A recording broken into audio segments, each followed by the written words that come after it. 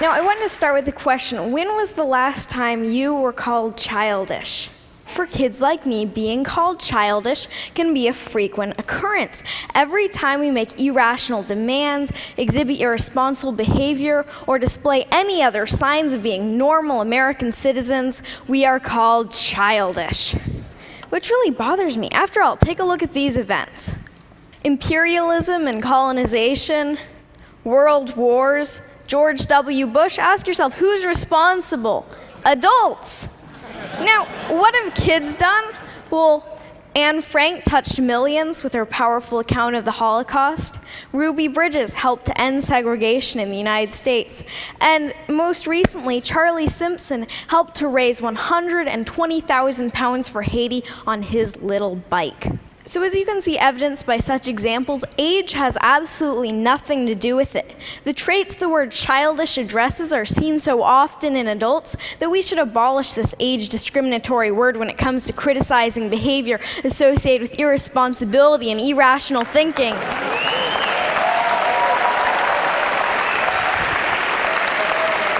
Thank you. Then again, who's to say that certain types of irrational thinking aren't exactly what the world needs? Maybe you've had grand plans before, but stopped yourself thinking, that's impossible, or that costs too much, or that won't benefit me.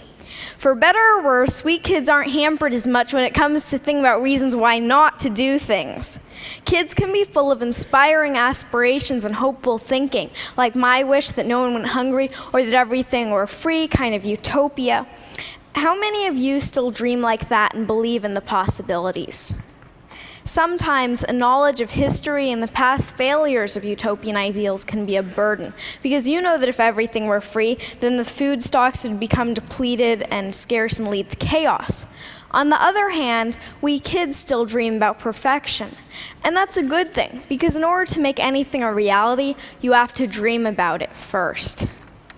In many ways, our audacity to imagine helps push the boundaries of possibility.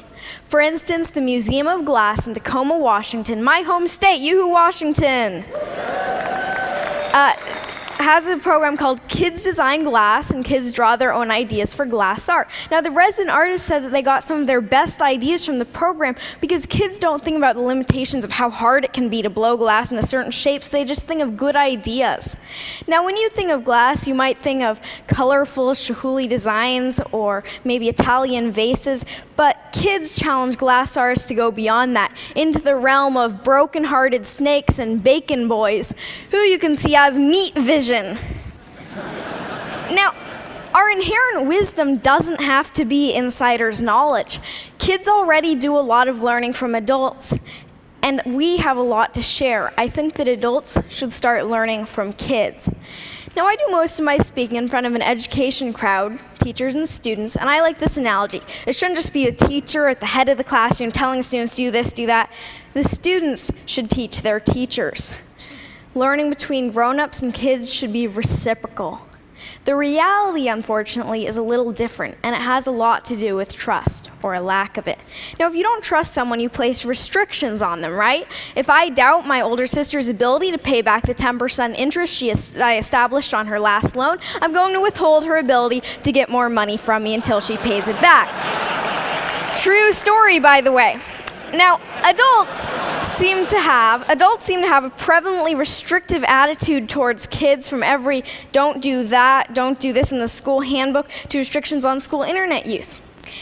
As history points out, regimes become oppressive when they're fearful about keeping control. And although adults may not be quite at the level of totalitarian regimes, kids have no or very little say in making the rules, when really the attitude should be reciprocal, meaning that the adult population should learn and take into account the wishes of the younger population. Now, what's even worse than restriction is that adults often underestimate kids' abilities. We love challenges, but when expectations are low, trust me, we will sing to them. My own parents had anything but low expectations for me and my sister. Okay, so they didn't tell us to become doctors or lawyers or anything like that.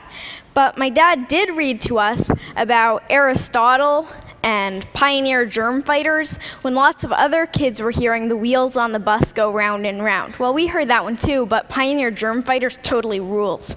I loved to write from the age of 4, and when I was 6, my mom bought me my own laptop equipped with Microsoft Word. Thank you, Bill Gates, and thank you, Mom.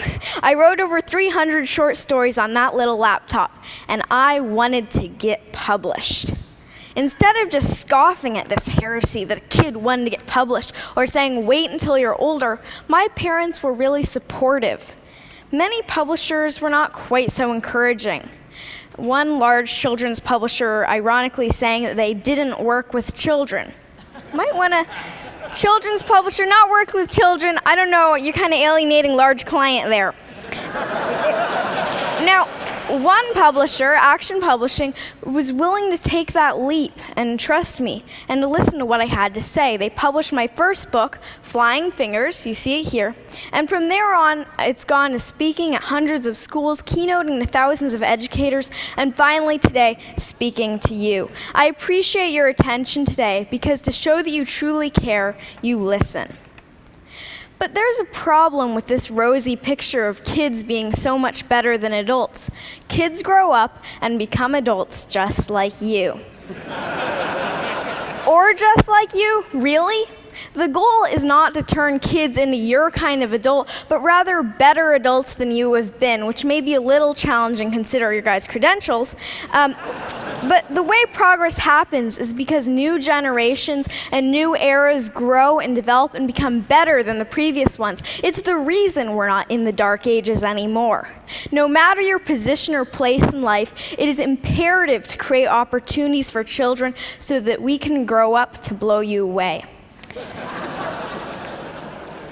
Adults and fellow TEDsters, you need to listen and learn from kids, entrust us and expect more from us.